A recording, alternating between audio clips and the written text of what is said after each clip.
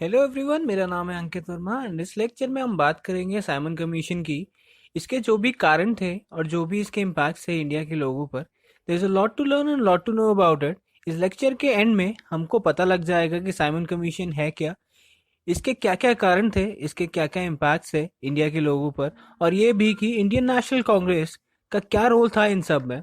ठीक है, तो चलो आगे बढ़ते हैं। साइमन कमीशन, जिसका ऑफिशियली नाम इंडियन स्टैचुरी कमीशन था, जो कि नवंबर 1927 में लॉर्ड बर्किनहेड, जो कि उस टाइम के सेक्रेटरी ऑफ स्टेट थे, उन्होंने अपॉइंट किया था। और ये ब्रिटिश इंडिया पहुंचा था फरवरी 1928 में। इसमें टोटल 7 मेंबर्स थे और सारे ही ब्रिटिश पार्लियामेंट के मेंबर्स थे। और इनके हेड का नाम था सर जॉन साइमन, जिनके नाम पर भी इस कमीशन को रखा गया है। अब सवाल ये उठता है कि इस कमीशन को लाया क्यों गया, इस कमीशन की जरूरत क्या थी, और इसको क्यों अपॉइंट किया गया गवर्नमेंट ने।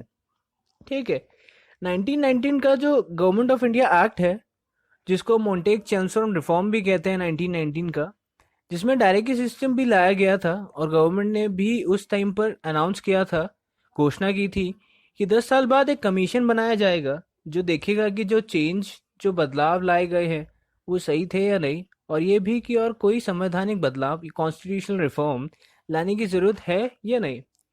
जो डिक्लेरेशन हुई थी उसके अकॉर्डिंग तो कमीशन को 10 साल बाद, मतलब 1929 में के आसपास आना चाहिए था, पर ये 1927 में ही लाया गया, जो कि पहले से बहुत पहले लाया गया।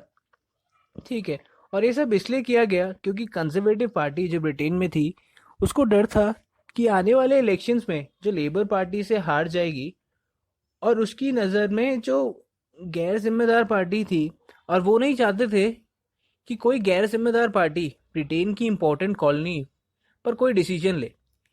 इस कमीशन के खिलाफ काफ़ी प्रोटेस्ट हुए, काफ़ी विरोध हुए, बड़ी बड़ी रैलीज निकाली गई, हड़ताल्स की गई। जहाँ जहाँ पे कमीशन गया वहाँ पे एक नारे से उसका स्वागत किया गया, वेलकम किया गया, साइमन गो बैक। इसको ब्लैक फ्लैग से दिखाए गए सारे नेशनलिस्ट लीडर्स, और सब पब्लिक इस कमीशन के खिलाफ थे, क्योंकि इसमें सारे ब्रिटिश मेंबर्स थे, ना कि कोई भी इंडियन एक मेंबर नहीं था इसमें। राइट। और जब बात लीडर्स के लिए थी, वो ये कि उनके आत्मसम्मान, उनकी सेल्फ रिस्पेक्ट के लिए इंसल्ट थी। और जो बड़ा रीजन था इस विरोध का, इस प्रोटेस्ट का, इस कमीशन के खिलाफ, वो ये कि बाहर के लोग आकर इंडिया की फिटनेस को डिसाइड करेंगे, उनकी खुद की गवर्नमेंट होनी चाहिए या नहीं, उनको सेल्फ गवर्नमेंट मिलनी चाहिए या नहीं। राइट। प्रोटेस्ट बहुत लंबे टाइम तक और बहुत अच्छे और बड़े लेवल तक हुए।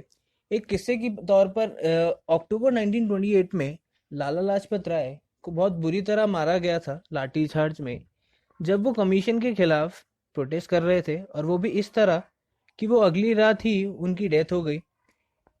इंडियन नेशनल कांग्रेस ने भी 1927 के अपने मद्रास के सेशन में, मद्रास जो कि अब चेन्नई है, उसने भी इसको बॉयकॉट किया, इसका बहिष्कार किया इस कमीशन का। ठीक है। अब हिंदू महासभा और मुस्लिम लीग का एक बहुत बड़ा हिस्सा, जो कि मोहम्मद अली जिन्ना के लीडरशिप में था, उसने भी कांग्रेस का सपोर्ट किया। और इसी सेशन में एक और रेजोल्यूशन मोतीलाल नेहरू ने पास कराया, जिसमें कंप्लीट इंडिपेंडेंस, पूर्ण स्वराज कांग्रेस का गोल था। लॉर्ड बर्किनहेड का हमेशा से मानना था कि इंडियंस इतने काबिल नहीं है कि कोई अच्छे कॉन्स्टिट्यूशनल रिफॉर्म, कोई भी संवैधानिक बदलाव ला सके या वो कर सके। और इसी के चैलेंज में फरवरी 1928 में ऑल पार्टी कॉन्फ्रेंस हुई, जिसमें एक कमेटी बनाई गई जिसके लीडर थे मोतीलाल नेहरू, जो कि कॉन्स्टिट्यूशन के लिए ड्राफ्ट बनाएगी। एंड ये भी पहली बार था जब कोई इंडियन कॉन्स्टिट्यूशन बनाने की कोई कोशिश कर रहा था। जैसे कि नेहरू इस कमेटी के चेयरमैन थे, तो इसका नाम नेहरू रिपोर्ट भी कहा जाता है। ठीक है, अभी नेहरू रिपोर्ट है क्या वो जानते हैं। कमेटी के ज़्यादातर लोग डोमिनियन स्टेटस, मतलब खुद की गवर्नमेंट हो जो लोकल इंडियंस चलाएं, वो चाहते थे। बट कुछ लोग ये भी थे जो कंप्लीट इंडिपेंडेंस, पूर्ण स्वराज को भी चाहते थे। बट प्रेफरेंस उनको दी गई जो डोमिनियन स्टेटस चाहते थे, क्योंकि वो ज़्यादा थे तादाद में या नंबर में। तो इस नेहरू रिपोर्ट को जानते हैं। इसकी कुछ डिमांड्स थी। पहली, कि खुद की गवर्नमेंट हो यानी डोमिनियन स्टेटस हो, सेपरेट इलेक्टोरेट्स ना हो यानी अलग अलग मतदाता ना हो, कोई अलग अलग रिलीजन के अकॉर्डिंग ना हो, स्टेट्स में लैंग्वेज के अकॉर्डिंग बनाए जाए, यानी जितनी जितनी भाषाएं हैं, जितने जितने लैंग्वेज हैं, उसके अकॉर्डिंग अलग अलग स्टेट बनाए जाए, लोगों को लैंग्वेज के अकॉर्डिंग एक साथ रखा जाए, और 19 फंडामेंटल राइट्स दिए जाएं। ठीक है, अब 19 फंडामेंटल राइट्स हैं, उसमें इक्वल राइट्स हों, बराबर के हिस्सेदार राइट्स हों, और हमारी विमेंस को, औरतों को राइट्स मिले, उनको हक मिले। ठीक है, एक दिन गवर्नमेंट, और एक ऐसी गवर्नमेंट हो जो सेंटर और स्टेट दोनों को ही जिम्मेदारी हो, दोनों के लिए ही रिस्पॉन्सिबल हो, और काउंसिल्स में गवर्नर एक हेड हो जो कि 5 साल के लिए हो, जो भी मुस्लिम्स के कल्चरल और रिलीजियस इंटरेस्ट हो वो प्रोटेक्टेड हो। ठीक है, अगस्त 1928 में जब नेहरू रिपोर्ट सबमिट हुई, तो इसे हिंदू और मुस्लिम्स के कम्युनल रिस्पॉन्स को फेस करना पड़ा, और एक कम्युनल रिस्पॉन्स रिप्रेजेंटेशन करती है, ऐसी काफ़ी कंट्रोवर्सी में इन्वॉल्व हो गई। इससे पहले 1927 में काफ़ी मुस्लिम लीडर्स ने दिल्ली में मिलकर मीटिंग की थी, जो चाहते थे कि उनकी 4 मांगों को भी कॉन्स्टिट्यूशन में इंक्लूड किया जाए, जिसको हम दिल्ली प्रपोजल्स भी कहते हैं। वो चाहते थे कि जॉइंट इलेक्टोरेट्स होने चाहिए, बंगाल और पंजाब में मुस्लिम्स के लिए जगह होनी चाहिए, रिप्रेजेंटेशन होनी चाहिए, और सिंध, बलूचिस्तान और नॉर्थ वेस्ट फ्रंटियर को वो एक 3 नए प्रोविंसेस में बनाना चाहते थे। हिंदू महासभा ने इसका फिर से विरोध किया, इसका फिर से प्रोटेस्ट किया, और मामला सुलझने के बजाय ये फिर से उलझ गया, सब कुछ कॉम्प्लिकेट हो गया। फिर अगस्त 1928 में ऑल पार्टीज कॉन्फ्रेंस फिर से हुई, और कैलकाटा में ये सारी चीज़ें, नेहरू रिपोर्ट, ये सब कुछ कंसीडर किया गया, इसको बारीकी से अध्ययन किया गया, और मोहम्मद अली जिन्ना मुस्लिम लीग के बिहाफ पर 3 अमेंडमेंट्स वो देते हैं। वो ये कि फर्स्ट 1/3 मुस्लिम की रिप्रेजेंटेशन हो।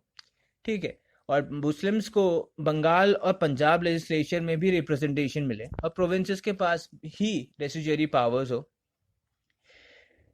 इन अमेंडमेंट्स के प्रपोजल्स को माना नहीं गया, और इसके रिजल्ट में मोहम्मद अली जिन्ना ने अपने 14 पॉइंट्स दिए, जो उनकी डिमांड्स थी 1929 में, जो कि मुस्लिम लीग के आने वाले हर एक प्रोपेगेंडा का बेसिस होने वाला था।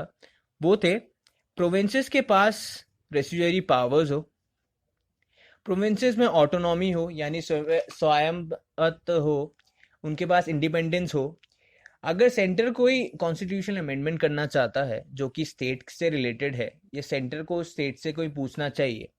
ठीक है, मुस्लिम का एडिक्वेट या पर्याप्त रिप्रेजेंटेशन होना चाहिए प्रोविंसेस में भी, और किसी गवर्नमेंट सर्विस में भी। सिंध को बॉम्बे से अलग किया जाए, सारी कम्युनिटीज़ के रिलीजन को पूरी आज़ादी हो और पूरी प्रोटेक्शन से मिलनी चाहिए, और सारे एजुकेटेड इंडियंस, या फिर ये कहूँ पढ़े लिखे जितने भी लोग थे इंडिया में, वो सब इस कमीशन को अपोज करते थे। सारे नेशनलिस्ट लीडर्स और जितनी पब्लिक थी, सब इसको अपोज करते थे। इस कमीशन का रिजल्ट था गवर्नमेंट ऑफ इंडिया एक्ट 1935, जिसका काफ़ी कुछ बाद में भी हमारे कॉन्स्टिट्यूशन में लिया गया था, काफ़ी कुछ हिस्सा इसमें था, बिकॉज इससे हमें रिस्पॉन्सिबल गवर्नमेंट मिली थी, बट केवल प्रोविंशियल लेवल पर, ना कि नेशनल लेवल पर। मतलब ये कि गवर्नमेंट रिस्पॉन्सिबल तो होगी, पर इंडिया के लोगों के लिए, इंडिया की कम्युनिटी के लिए, बट लंदन में वो नहीं होगी रिस्पॉन्सिबल। बट फिर भी एक पॉजिटिव एस्पेक्ट देखा जा सकता है कि एक शुरुआत थी। हमको, हमारी गवर्नमेंट जो थी, जो पहले बिल्कुल भी रिस्पॉन्सिबल नहीं थी इंडियन कम्युनिटी के लिए, कोई किसी के लिए सोचता नहीं था, कोई किसी के लिए जिम्मेदार नहीं था, वो आफ्टर ऑल जिम्मेदारी पे आ गई, वो रिस्पॉन्सिबल होने लगी इंडियन कम्युनिटी के लिए। और इससे सबसे बड़ी चीज़, कम्युनल टेंशन्स बहुत ज़्यादा बढ़ गई, जो कि कम होनी चाहिए थी, बट वो फिर भी और ज़्यादा बढ़ गई। सो गाइस, ये था हमारा आज का लेक्चर साइमन कमीशन के बारे में। आशा करता हूँ आपको काफ़ी कुछ सीखने मिला होगा। Thank you.